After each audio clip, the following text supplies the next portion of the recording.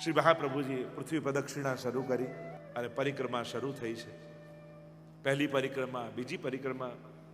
અહીંયા વ્રજમાં પધાર્યા, બ્રહ્મ સંબંધની આજ્ઞા કરી. ઠાકોરજીએ શ્રાવણ શ્યામલે પક્ષે એકાદશ્યા મહાનિશી સાક્ષાત ભગવતા પ્રોક્તમ તદક્ષર સૌચ્યતે. સ્વયં એ ગોકુલમાં યમુનાજીના ઘાટ ઉપર પ્રભુ પૂર્ણ પુરુષોત્તમ પ્રગટ થયા.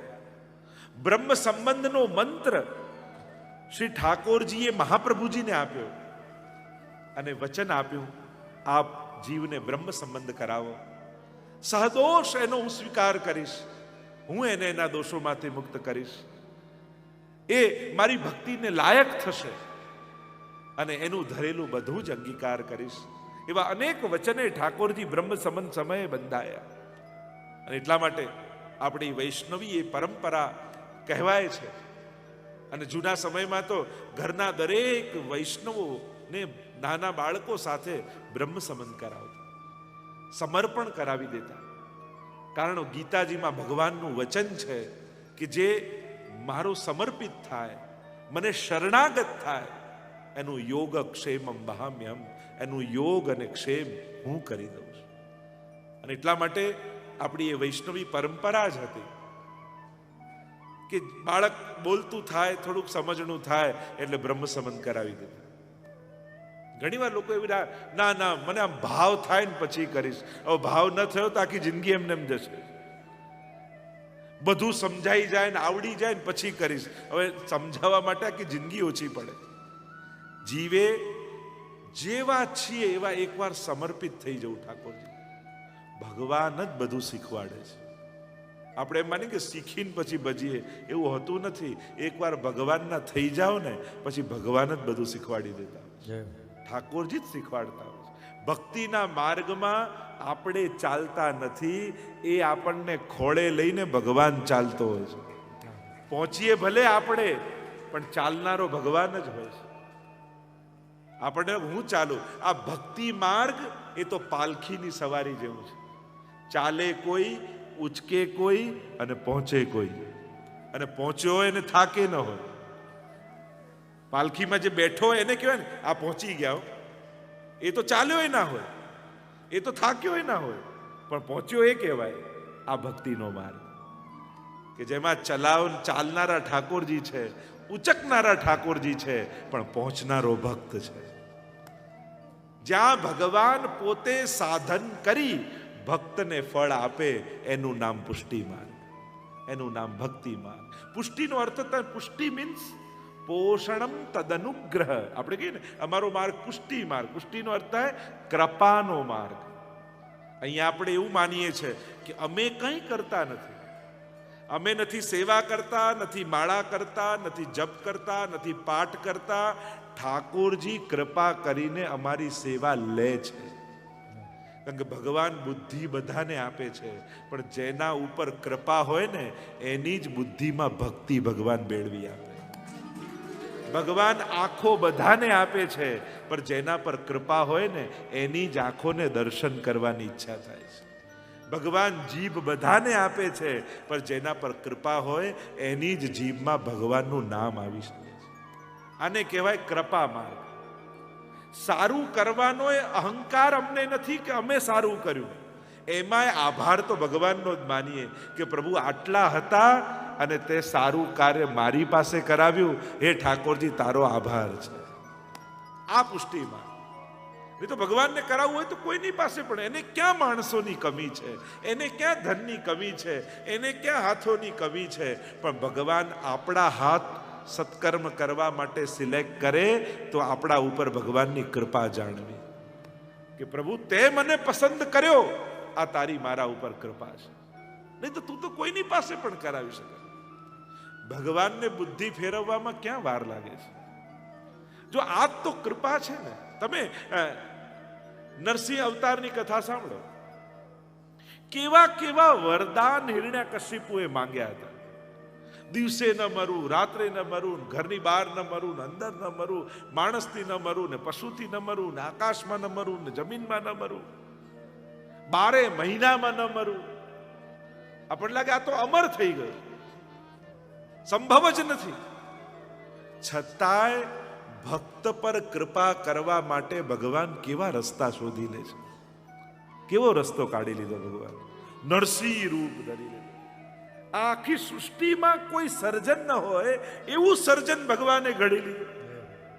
તો વિચાર કરો, આટલા વિકટ સંજોગમાં પણ કે આવા વરદાન હતા, છતાં ભગવાને રસ્તો કાઢી લીધો. તો ભગવાનને તમારા સુધી આવું હશે તો રસ્તો નહીં કાઢી લે?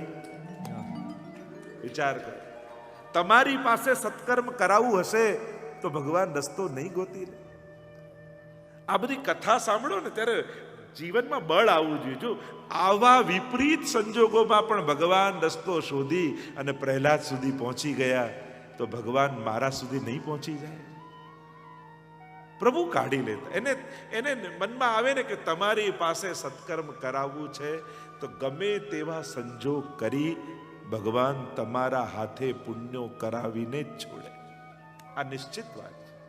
અને એટલા માટે જીવનમાં કાંઈ પણ સારું કરો ત્યારે ભગવાનનો આભાર માનજો કે તે આ પુણ્ય કાર્ય કરવા માટે મને પસંદ કર્યો. હે ઠાકોરજી, તારો ખૂબ આભાર છે. આ તારો મારા ઉપર ઉપકાર છે. આપણું પુણ્ય એ ભગવાન પર આપણો ઉપકાર નથી, પણ ભગવાનનો આપણા પર ઉપકાર છે કે એણે પુણ્ય કરવાની મને સમજ આપી, એને સેવા કરવાની મને સમજ આપી, એને સત્કર્મ કરવાનો મને વિચાર આપ્યો. આ એનો મારા પર ઉપકાર છે. તો પ્રભુ રસ્તા કાઢે છે. તો આપણે જે ચર્ચા કરી રહ્યા હતા, જ્યારે જીવ શરણાગત થઈ જાય ત્યારે ભગવાન સહદોષ એનો સ્વીકાર કરે છે. અને અહીંયા બ્રહ્મ સંબંધનો મંત્ર એ શ્રાવણની એકાદશી, જેને પવિત્ર એકાદશી આપણે કહીએ છીએ. જો અમુક દિવસો પુષ્ટિ માર્ગ માટે, ભક્તિ માર્ગ માટે બહુ જ મહત્વના દિવસો છે, અને એમાંનો એક સૌથી મોટો દિવસ આપણો પવિત્ર એકાદશી અને પવિત્ર બારસનો દિવસ છે, કે જે દિવસે પુષ્ટિ માર્ગનો પ્રાગટ્ય દિવસ કહેવાય. કે આ બ્રહ્મ સંબંધનો મંત્ર સાક્ષાત ભગવતા પ્રોક્તમ, સ્વયં પ્રભુએ પ્રગટ થઈને કહ્યું. અને ત્યારથી મહાપ્રભુજીએ પહેલું બ્રહ્મ સંબંધ શ્રી દમલાજીને કરાવ્યું. જાણે સમગ્ર વૈષ્ણવી સૃષ્ટિનું એક મૂર્તિમંત પ્રગટ સ્વરૂપ એ શ્રી દમલાજી છે. વૈષ્ણવોનું ભાવાત્મક મૂર્તિમંત સ્વરૂપ એ દમલાજી છે. અને એટલા માટે મહાપ્રભુજીએ કેવલ દમલાજીને બ્રહ્મ સંબંધ નથી આપ્યું, પણ આપણને બધાને દમલાજી સ્વરૂપે બ્રહ્મ સંબંધ મહાપ્રભુજી જ આપી ગયા છે. અમે લોકો તો કેવલ પ્રોસેસ કરાવીએ છીએ, વિધિ કરાવીએ છીએ. બાકી તમને બ્રહ્મ સંબંધ ત્યારે જ થઈ ગયું હતું જે દિવસે મહાપ્રભુજીએ દમલાજીને બ્રહ્મ સંબંધ કરાવ્યું હતું. આ તો પછી આપણે આ તારું ઘર ને આ મારું ઘર ને પેલું તારી સંસ્થા ને મારી સંસ્થા. ક્યારેક ગોલોકમાં જશો તો પૂછશે કે ભાઈ તમે કઈ સંસ્થાના છો, કયા સત્સંગના ગ્રુપમાંથી આવો છો, આવું કોઈ પૂછવાનું છે? આ બધા આપણા જે વ્યવસ્થાઓને એટલી બધી ન પકડી રાખો કે ભાગલા રૂપ થઈ જાય. સમાજમાં અમુક વસ્તુ ચલાવવા માટે વ્યવસ્થાઓ ઊભી કરવી પડતી હોય છે, પણ એ વ્યવસ્થાઓ આપણો ભાર ન બની જાય, આપણું સાધન રહે. જેમ ચાલવાની લાકડી હોય ને, એ ચાલવા માટે ટેકા રૂપ હોવી જોઈએ, પણ એ જેટલી બધી વજનદાર લઈ લો કે એનાથી થાકી જાઓ તો ચાલો શેનાથી? એટલે આ એક વિવેક આપણા બધાના સમાજ માટે જરૂરી છે. આપણે બધા છૂટા પડવાના ક્યાંક ને ક્યાંક કોઈક ને કોઈક સાધનો ગોતી લઈએ છીએ, પણ આ શ્રીનાથ ધામ ભેગા કરવાનું એક સાધન મળ્યું છે. આવો સમગ્ર વૈષ્ણવી સૃષ્ટિને આહ્વાન કરું છું કે શ્રીનાથ ધામમાં આપણે બધા જ ભળી અને શ્રીનાથજીના થઈ જઈએ, શ્રીનાથજીના થઈ જઈએ. અને એનાથી જ આપણું કલ્યાણ છે, એનાથી જ આપણો ઉદ્ધાર છે. આ એક અવસર, એક પ્લેટફોર્મ આપણને શ્રીનાથ ધામ. આ શ્રીનાથજી શું કરે? આમ ઊંચો હાથ કરીને બોલાવે ને, આવો વાહ વાહ વાહ, બધા જ મંડળવાળા આવો, બધા જ સંસ્થાવાળા આવો, બધા જ ઘરવાળા આવો, બધા જ ગાદીવાળા આવો, બધા જ સ્વરૂપવાળા આવો, મારી શરણે આવો. બસ શ્રીનાથજીના શરણે જઈએ, ત્યાં જ આપણું કલ્યાણ છે. અહીંયા બ્રહ્મ સંબંધ દ્વારા શ્રી મહાપ્રભુજીએ સમગ્ર વૈષ્ણવી સૃષ્ટિને શ્રીનાથજીના શરણે સોંપી છે. મહાપ્રભુજી પરિક્રમા કરવા પધાર્યા છે અને હવે ત્રીજી પરિક્રમા ભારતની કરી રહ્યા છે મહાપ્રભુજી. परिक्रमा तीजी चित आई और झारखंड में प्रभु ने जताई अब के मोही मिलो मन भाई.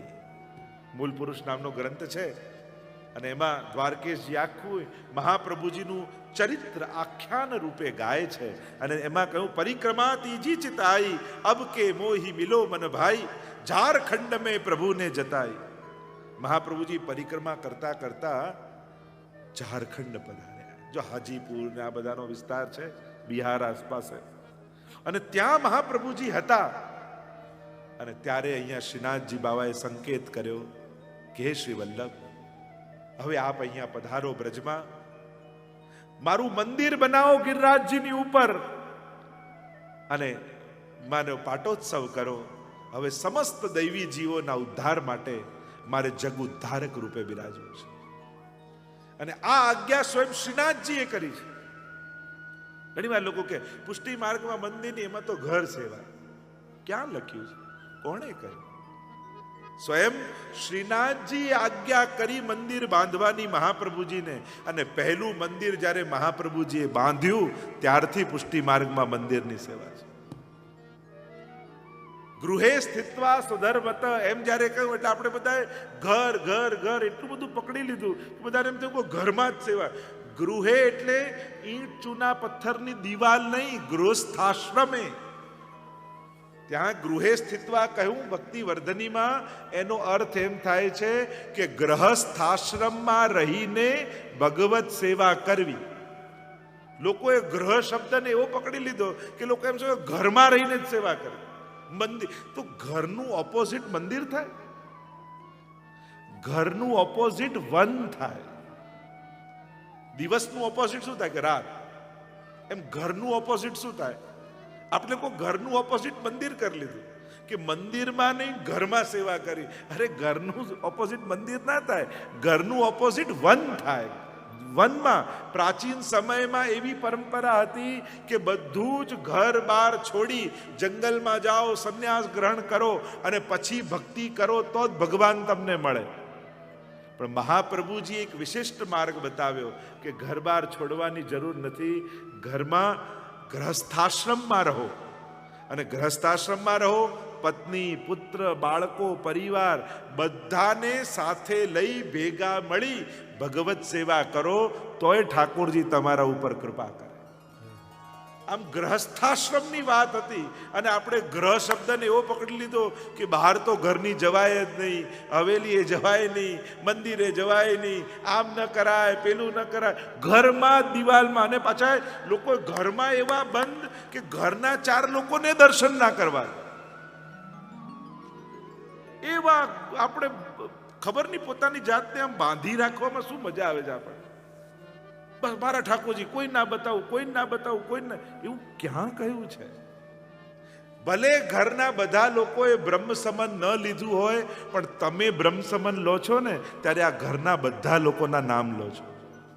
તમે તો એમનું સમર્પણ કરો જ છો. અને આવી વિચારધારા લઈ લઈને ઘણીવાર આપણે પુષ્ટિ માર્ગને બદનામ કરી દઈએ. ક્યાં વૈષ્ણવ કેવા જુઓ ને. અને ખાસ બધાને કહી દઉં, કોઈ વ્યક્તિ ભૂલ કરે ને એને કારણે ધર્મથી દૂર ના થઈ જાય. ઘણીવાર એ વ્યક્તિઓની ભૂલને કારણે આપણે ધર્મથી દૂર જઈએ. આપણે તો હવે કરવાનું, આપણે શ્રીનાથજી બાબાને માનવાનું નથી. અરે કોઈ વ્યક્તિની ભૂલ છે, કોઈ વ્યવસ્થાની ભૂલ હોય, કોઈ સંસ્થાની ભૂલ હોય, કોઈ માણસ સર્જિત ભૂલોને કારણે ભગવાનથી દૂર નહીં થઈ જવું. ભારતના તીર્થોમાં જઈએ ને તો ઘણી વાર ત્યાં કોઈ બ્રાહ્મણ કે કોઈ માંગે કે કોઈ વ્રજવાસી માંગે, હવે તો વ્રજમાં આવવું જ નહીં. હવે પેલા માણસની ભૂલથી ભગવાનથી દૂર છે ના થવાનું. એટલે આ વસ્તુ ખાસ ધ્યાન રાખજો. ઘણી વાર યુવાનો, બાળકોને જ્યારે તમે ભારત લઈ જાઓ છો ને ત્યારે એવું થઈ જાય કે ત્યાંની કોઈ અવ્યવસ્થાને કારણે આપણે તીર્થોમાં જવાનું બંધ કરી દઈએ, આપણે ભગવાન પાસે જવાનું બંધ કરી દઈએ, આપણે ભગવત ધામોમાં જવાનું બંધ કરીએ. અરે માણસની ભૂલ છે, વ્યવસ્થાની ભૂલ છે, પણ ભગવાનથી દૂર થઈશું તો આપણો જ અહિત થવાનું છે. આપણે શું કરો, આપણો લાભ ગુમાવીએ. અને એટલા માટે નાથદ્વારામાં ભીડભાડ હોય એમાં શ્રીનાથજીનો કોઈ વાંક નથી. વ્રજમાં કંઈક ગંદકી હોય એમાં કૃષ્ણનો કોઈ વાંક નથી, બધો જ વાંક માણસોનો છે.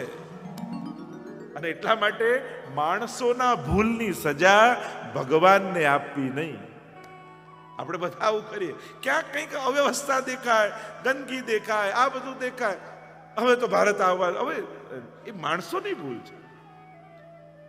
અને એટલા માટે માણસોની ભૂલ એને કારણે ભગવાનથી, તીર્થોથી અણગમો નહીં કરવો. એ પવિત્ર સ્થાનો છે, ત્યાં ભગવાન બિરાજે છે તો બિરાજે જ છે. તો જે વાત કરી રહ્યો હતો, મંદિર બાંધવાની આજ્ઞા સ્વયં શ્રીનાથજીએ કરી. અને 500 વર્ષોથી આપણી આખી હવેલી પરંપરાઓ, રાગ ભોગ શૃંગાર સાથેના આપણા આવા મહાનતમ આચાર્યો આજે હવેલીથી વૈષ્ણવ ધર્મ ઓળખાય છે. આ લોકો ઘણા કે આ હવેલી વાળા એમ કે, ઘણી વાર તો લોકો એમ કહેતા વૈષ્ણવ બી ન કે પણ હવેલીમાં માનનારા. આપણો એક આઈડેન્ટિટી છે, આપણો પરિચય છે. તો ગ્રહસ્થાશ્રમમાં રહીને સેવાનું કહ્યું છે. ઈંટ ચૂના પથ્થરની દિવાલોની વચ્ચે રહેવાથી જ ભગવાન મળે એવું કોઈ ગ્રંથોમાં લખાયેલું નથી. હા, તમારી સ્વસેવા છે, ખૂબ પ્રેમથી કરો, ભાવથી કરો, બધાને લાભ આપવાની વૃત્તિ સાથે કરો કે આ ઘરના મારા સ્વજનો છે, એવો ક્રમ બનાવો. ઘરમાં બધાને કહો આવો દંડવત કરો. આપણે અધૂરી વાતો સાંભળી ઘણીવાર ક્યાંક આપણો જ તો બગાડ નથી કરી લેતા ને એનું ચિંતન કરે. તો હવેલી આપણી પરંપરા છે, આપણું વૈષ્ણવી કલ્ચર એનાથી જીવન છે. આપણા વડીલો, આપણા બાપ દાદાઓ હવેલીમાં જઈને રોજ દંડવત કરતા ને આપણા કરતા બહુ વિદ્વાન હતા, બધા વધારે ભક્ત હતા. અને એટલા માટે ખોટી માન્યતા જે ફેલાઈ જાય છે, ગ્રહસ્થાશ્રમ ગ્રહ ઘર ઘર ઘર ઘર કરીને, અને આપણે એટલી અતિશયોક્તિ કરી દઈએ છે કે લોકો એવું માને કે ભગવાન આ જ છે ને બીજે ભગવાન જ નથી. તમારા ઘરે ભગવાન છે તો હવેલીમાં બિરાજે છે એ ઠાકોરજી છે, બીજા વૈષ્ણવને ત્યાં બિરાજે છે એ ઠાકોરજી છે. અરે જે ભગવાનમાં ન માનતો હોય ને એનો એ આદર કરવું જોઈએ ભગવાનના માનનારા. કારણ કે તમે એ ભૂલી જાઓ છો કે તમે જેની સેવા કરો છો એ આની આત્મા રૂપે આની અંદર બિરાજે જ છે. એ નથી જાણતો. આપણે તો સત્સંગ કર્યો છે, આપણે તો જાણીએ છીએ. અને એટલા માટે પ્રભુની ભક્તિ કરનારાએ એક વસ્તુ યાદ રાખવી, ક્યારે પણ કોઈનું ભગવાન નિમિત્તે અપમાન નહીં કરવું.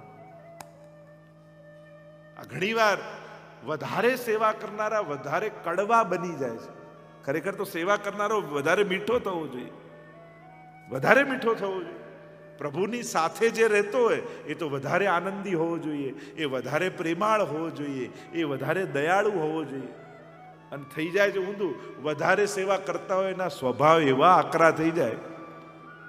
ઘણા તો ઘરમાં એટેન્શન, હમણાં કોઈ બાને બોલાવતા નહીં સેવામાં છે, એવા કડવા થઈ જાય. તો આવું વાતાવરણ, સેવા ચાલતી હોય ત્યારે તો ઘરના દરેક લોકોને કેવો ઉમળકો હોવો જોઈએ કે હમણાં ઠાકોરજી જાગેલા છે, હમણાં પ્રભુ બિરાજે છે. આવું દરેકને આનંદ થવો જોઈએ. અને આવું વાતાવરણ નહીં બનાવો તો તમારા પછીની જનરેશન કોઈ સેવા કરવાની નથી. તમે એક રીતે આવું ખરાબ વાતાવરણ બનાવી તમારા ઠાકોરજીનું અહિત કરી રહ્યા છો. કારણ તમારે કારણે તમારા ઠાકોરજી પ્રત્યે બધાને અણગમો પેદા થઈ જાય છે. કોઈ સેવા કરનારો ભૂલ કરે ને એના પરિણામ વધારે ખરાબ આવતા હોય છે. ભગવાનમાં ન માનનારો ભૂલ કરે એ ચાલી જાય, કારણ કે એને કારણે એના ઉપર આંગળી ચીંધાશે. પણ ભગવાનને માનનારો જ્યારે કોઈ ભૂલ કરે છે ને ત્યારે લોકો આંગળી ભગવાન પર ચિંતા હોય છે. જોને ભગવાનને માનતો તો ને આવું કર્યું, આમ કે ને લોકો ચીંધે આંગળી ભગવાન પર. જેમ કોઈ મોટા ભક્તનો કે મોટા માણસનો કોઈ દીકરો હોય ને, ત્યારે દીકરો ભૂલ કરે તો લોકો ચીંધે આંગળી પિતા તરફ, આવા મોટા બાપુજી એના, આવો દીકરો થયો, લોકો આંગળી ચીંધે પિતા તરફ. એમ ભક્ત જ્યારે કોઈ ભૂલ કરે છે, વૈષ્ણવ જ્યારે કોઈ ભૂલ કરે છે, ત્યારે અજ્ઞાત રૂપે એ આંગળી ચીંધવાનો બધાને મોકો આપે છે મહાપ્રભુજી અને ઠાકોરજી તરફ. વિચાર કરજો, ચિંતન કરજો. લોકો મહાપ્રભુજીના માર્ગ તરફ આંગળી ચીંધે છે કે આ કેવો વૈષ્ણવ છે, આ કેવો પુષ્ટિ માર્ગ. અને એટલા માટે સેવા કરનારા, ભક્તિ કરનારા, સંસ્થામાં જોડનારા, કે જે વૈષ્ણવ તરીકે ઓળખાતા હોય, એને લીડ કરતા હોય, એ લોકોએ તો બહુ સજાગ રહેવું. કારણ કે આપણે જ્યારે આવા સ્થાનેથી કોઈક ભૂલ કે ત્રુટિ કરીએ છીએ, ત્યારે લોકો આપણા ભગવાનને આપણાથી ઓળખતા હોય છે. તો એ જાગૃતિ જરૂરી છે. અને એટલા માટે ઘરે તો ઠાકોરજી બિરાજવા જ જોઈએ, કરવી જ જોઈએ સેવા. સેવા તો આપણો પહેલો ધર્મ છે. પણ જેટલી મહત્વની સેવા ઘરની છે, એટલી જ મહત્વની સેવા હવેલીની પણ છે. કારણ કે એક જો નિકુંજ છે તો એક નંદાલય છે.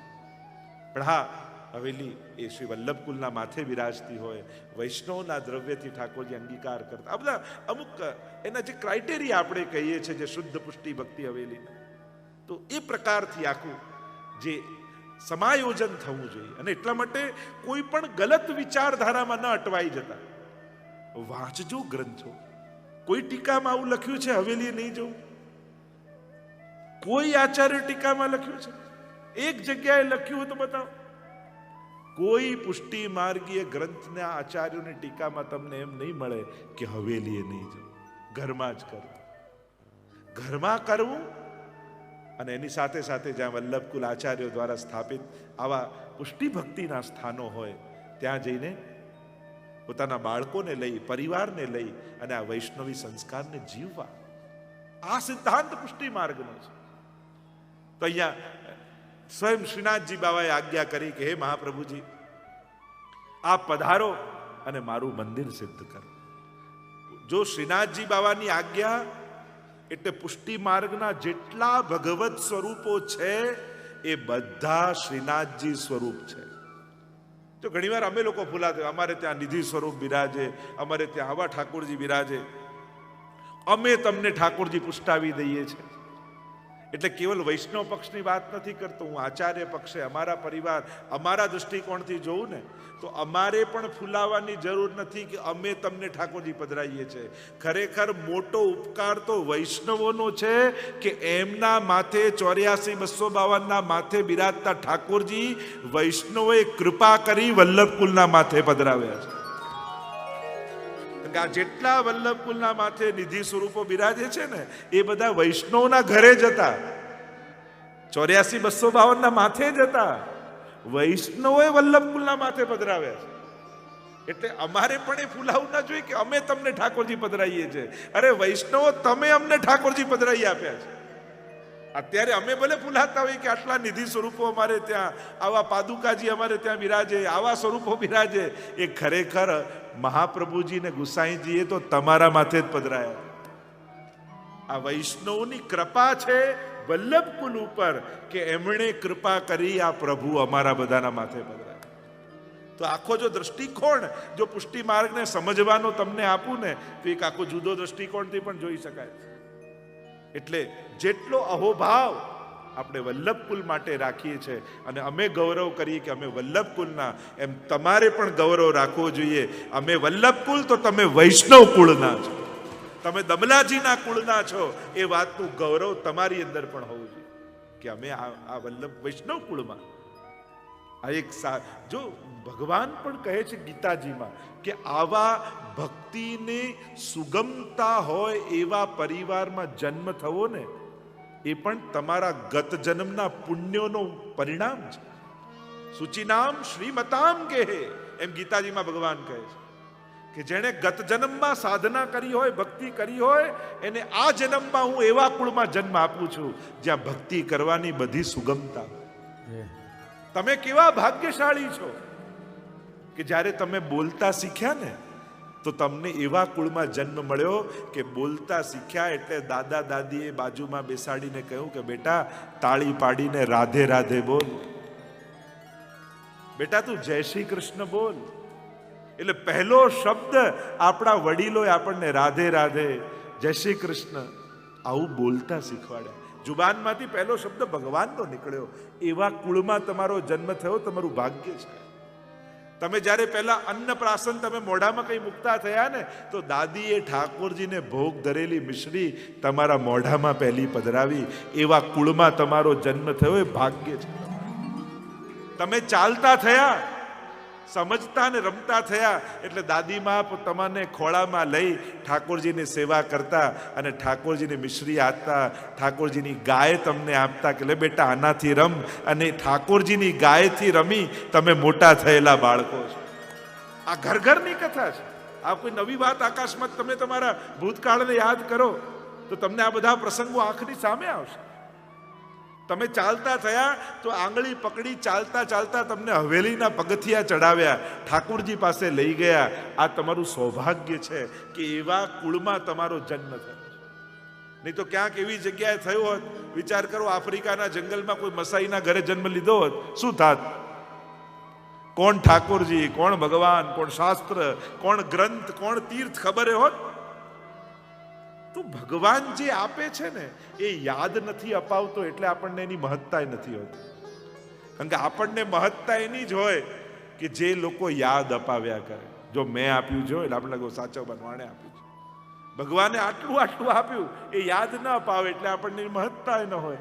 તમને એવા પરિવારમાં જન્મ મળ્યો કે જ્યાં આવા સંસ્કારો હતા, એ બહુ મોટી વાત છે વૈષ્ણવો.